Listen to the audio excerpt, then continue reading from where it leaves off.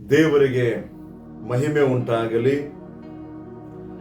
ಮಹತ್ಕಾರ್ಯಗಳು, ಅದ್ಭುತಗಳು ಅನೇಕ ವರ್ಷಗಳಿಂದ ಇದುವರೆಗೂ ನನ್ನ ಜೀವಿತದಲ್ಲಿ ಅದ್ಭುತಗಳು ನೆರವೇರಲೇ ಇಲ್ಲ, ಮಹತ್ಕಾರ್ಯಗಳು ನೆರವೇರಲೇ ಇಲ್ಲ.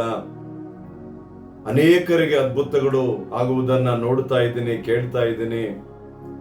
ಮಹತ್ಕಾರ್ಯಗಳನ್ನ ದೇವರು ಮಾಡ್ತಲೇ ಇದ್ದಾರೆ. ನನ್ನ ಜೀವನದಲ್ಲಿ ಇನ್ನೂ ಅದ್ಭುತಗಳನ್ನ ನಾನು ಕಂಡುಕೊಳ್ಳಿಲ್ಲ.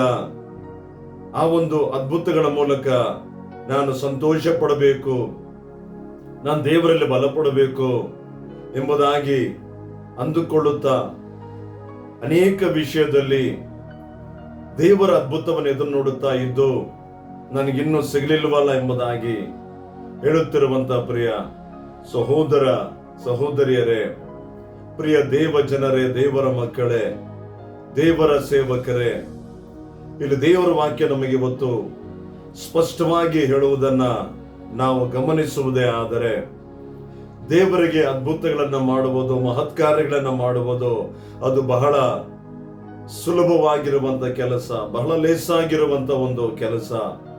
ನಮ್ಮ ಜೀವಿತದಲ್ಲಿ ಅದ್ಭುತಗಳು ನಡೆಯಬೇಕು, ನಾವೇ ಒಂದು ಅದ್ಭುತವಾಗಿ ಇತರರಿಗೆ ಮಾದರಿಯಾಗಿರಬೇಕು ಎಂಬುದಾಗಿ ದೇವರು ನಮಗಿಂತಲೂ ಹೆಚ್ಚು ಆತನೇ ಬಯಸುತ್ತಾ ಇದ್ದಾನೆ.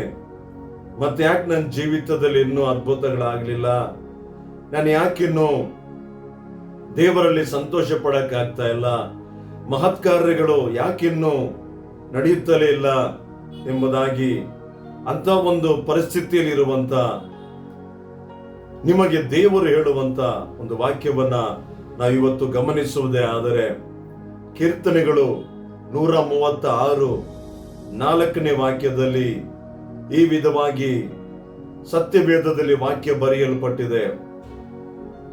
ಮಹತ್ಕಾರ್ಯಗಳನ್ನು ನಡೆಸುವುದಕ್ಕೆ ಆತನೊಬ್ಬನೇ ಶಕ್ತನು, ಆತನ ಕೃಪೆಯು ಶಾಶ್ವತವಾದದ್ದು. ಇವತ್ತು ಏನಾದ್ರೂ ಒಂದು ಒಳ್ಳೆ ಕಾರ್ಯಗಳನ್ನು ಮಾಡಬೇಕಾದ್ರೆ ಎಲ್ಲರೂ ಕೈ ಜೋಡಿಸಬೇಕು. ಎಲ್ಲರೂ ಒಗ್ಗಟ್ಟಾಗಿದ್ದಾಗ ಆ ಒಂದು ಎಷ್ಟೇ ದೊಡ್ಡ ಕಠಿಣವಾದ ಕಾರ್ಯ ಇದ್ದರೂ ಕೂಡ ಅದು ಲೋಕಾನುಸಾರವಾಗಿ ನಾವು ನೋಡುವಾಗ, ಅನೇಕರು ಕೈ ಜೋಡಿಸುವಾಗ ಒಂದು ದೊಡ್ಡ ಒಂದು ಕಾರ್ಯಗಳನ್ನ ಮಾಡಬಹುದು. ಯಾಕಂದ್ರೆ ಅಲ್ಲಿ ಎಲ್ಲರ ಒಂದು ಸಹಾಯ ಇರುತ್ತೆ, ಎಲ್ಲರ ಒಂದು ಬಲ ಪ್ರಯೋಗವನ್ನ ಮಾಡಿ ಅಲ್ಲಿ ಆ ಒಂದು ಕಾರ್ಯವನ್ನ ಮಾಡಿರುತ್ತಾರೆ. ಏನೇ ಆಗಿದ್ರು ಕೂಡ ಎಲ್ಲರೂ ಒಟ್ಟಾಗಿ ಸೇರಿ ಕೈ ಜೋಡಿಸಿ ಮಾಡುವಾಗ ಆ ಕಾರ್ಯದಲ್ಲಿ ಅವರು ಜಯವನ್ನ ಕಂಡುಕೊಳ್ಳುತ್ತಾರೆ. ಇದು ಸಹಜ. ಆದ್ರೆ ಇಲ್ಲಿ ದೇವರ ವಾಕ್ಯ ಹೇಳ್ತಾ ಇದೆ, ನಾನು ಅದ್ಭುತ ಮಾಡಬೇಕಾದ್ರೆ ನನಗೆ ಬೇರೆ ಯಾರ ಸಹಾಯ ಬೇಕಾಗಿಲ್ಲ, ನಾನೊಬ್ಬನೇ ಅದನ್ನ ಮಾಡಬಲ್ಲೆ. ಕಾರಣ ನಾನು ಸರ್ವಲೋಕಗಳನ್ನ ಪರಿಪಾಲಿಸುವ ದೇವರು, ಸರ್ವಲೋಕಗಳನ್ನ ಆಳುವಂತ ದೇವರು. ಇಡೀ ಭೂಮಂಡಲವನ್ನ, ಇಡೀ ಸಮುದ್ರವನ್ನ, ಜಲಚರಗಳನ್ನ, ಜೀವರಾಶಿಗಳನ್ನ, ಆಕಾಶವನ್ನ, ನಕ್ಷತ್ರಗಳನ್ನ, ಸೂರ್ಯ ಚಂದ್ರನನ್ನ ಉಂಟು ಮಾಡಿರುವಂತ ದೇವರು.